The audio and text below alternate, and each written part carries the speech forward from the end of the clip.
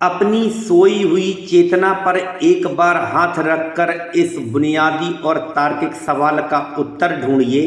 क्या कोई उस वस्तु या राष्ट्र की खोज कर सकता है जो उसके पैदा होने से भी हजारों वर्ष पहले से वैश्विक व्यापार का केंद्र बिंदु रहा हो? हमें विद्यालयों की पाठ्य पुस्तकों में रटाया गया कि वास्को डी गामा ने भारत की खोज की। इस एक वाक्य के पीछे पश्चिमी इतिहासकारों की कितनी कुत्सित और धूर्त मानसिकता छिपी थी, क्या कभी आपने इस पर विचार किया? जो देश मिस्र, मेसोपोटामिया और रोम की सभ्यताओं से तब व्यापार कर रहा था जब यूरोप के लोग जंगलों में अपना बदन पत्तों से ढक रहे थे, उसे खोजने का ढोंग रचने वाले आखिर कौन थे? आज इस ऐतिहासिक भ्रम की कड़ियों को एक एक कर काटना अत्यंत आवश्यक है। आइए इतिहास के पन्नों को पलटकर उस समय के यूरोप का एक्सरे करते हैं जब वास्को डी गामा भारत के लिए निकला था। 14वीं और 15वीं शताब्दी का यूरोप किस अवस्था में था? वह एक ऐसी आदिम अवस्था से गुजर रहा था जहां स्वच्छता, शौच और नागरिक प्रबंधन की कोई बुनियादी समझ तक विकसित नहीं हुई थी। ब्लैक डेथ यानी कि प्लेग जैसी बीमारियों से वहां की आधी आबादी साफ हो जाती थी क्योंकि वे नालियों और कचरे के प्रबंधन से पूरी तरह से अनभिज्ञ थे।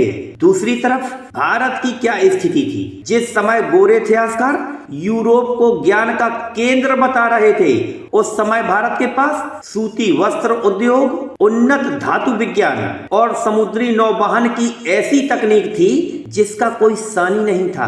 तो सच क्या है? वास्को डी गामा ने भारत की खोज नहीं की थी, बल्कि यूरोप की दरिद्रता और भुखमरी ने उसे विवश किया था कि वो भारत के वैभव की शरण में आए ताकि उनका अपना अस्तित्व बच सके।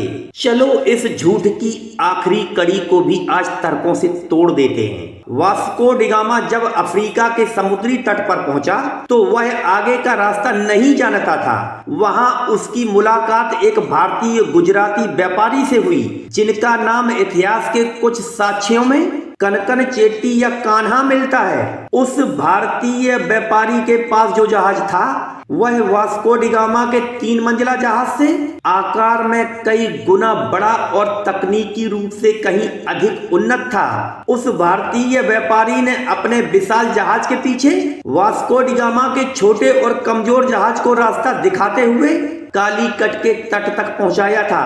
अब विचार कीजिए, जो रास्ता दिखाने की क्षमता रखता है वह श्रेष्ठ है या जो रास्ते पर पीछे पीछे रेंगते हुए आता है वह खोजकर्ता बन जाता है? यह खोज नहीं थी, यह भारत के समृद्ध व्यापारिक मार्गों की टोह लेने आई एक धूर्त टोली थी। फिर इस रास्ते के मिलने के बाद क्या हुआ?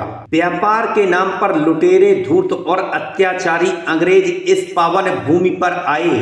प्रसिद्ध अर्थशास्त्री उत्साह पटनायक के गहन शोध ने इस सत्य को वैश्विक पटल पर रखा कि अंग्रेजों ने अपने शासन काल में भारत से लगभग 45 ट्रिलियन डॉलर की अकूत संपत्ति लूटी, जिसकी वर्तमान समय में कीमत 268 ट्रिलियन डॉलर से अधिक होती है। इस विशाल धन का उपयोग कहाँ हुआ? इसी लूटे हुए धन से लंदन की भव्य इमारतें बनी, यूरोप में औद्योगिक क्रांति आई और वे आज संपन्न बनकर बैठ गए। वहीं आज का सबसे बड़ा विरोधाभास तो देखिए, वही पश्चिमी देश जो हमारी ही लूटी गई संपन्नता की बुनियाद पर खड़े हैं और आज खुद को वैश्विक व्यवस्था का ठेकेदार समझते हैं। वे हर वर्ष अपनी वातानुकूलित संस्थाओं से ग्लोबल हंगर इंडेक्स और वर्ल्ड पीस इंडेक्स जैसी फर्जी रिपोर्ट्स जारी करते हैं और भारत को उपदेश देते हैं कि हमें समाज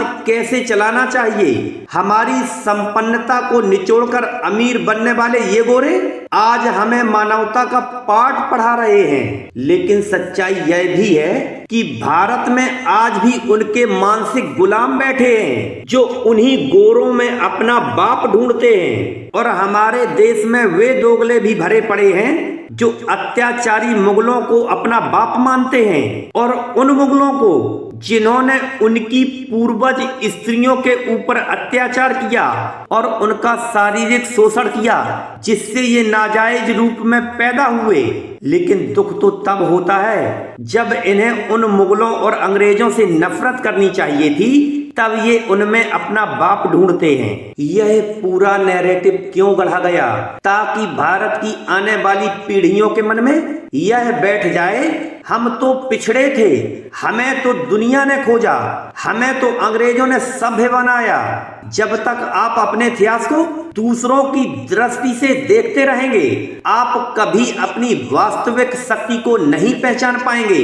हमारी हार किसी कमजोरी के कारण नहीं, बल्कि हमारी अत्यधिक उदारता और अपनों के बीच छिपे कुछ विश्वासघातियों के कारण हुई थी। और वही विश्वासघाती आज पूछते हैं कि जब क्षत्रिय बलवान था, ब्राह्मण बुद्धिमान था और वैश्य धनवान था, तो फिर देश गुलाम कैसे हुआ?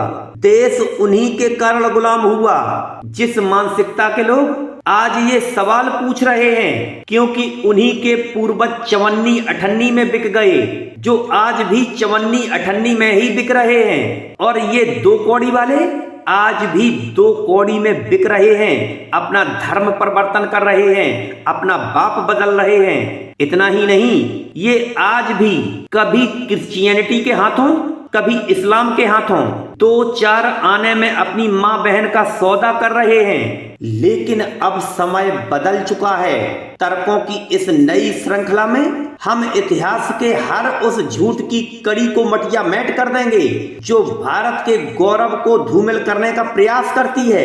क्या आप आज भी वास्को डी गामा वाले उस औपनिवेशिक झूठ को सच मानते हैं, या इस ऐतिहासिक डकैती की कड़वी सच्चाई को स्वीकार करते हैं? अपने विचार कमेंट बॉक्स में अवश्य दर्ज करें। सत्य के इस वैचारिक अनुष्ठान में हमारे सहयात्री बनने के लिए इस चैनल को सब्सक्राइब करें और वीडियो को राष्ट्र हित में साझा करें। शुभकामनाएं।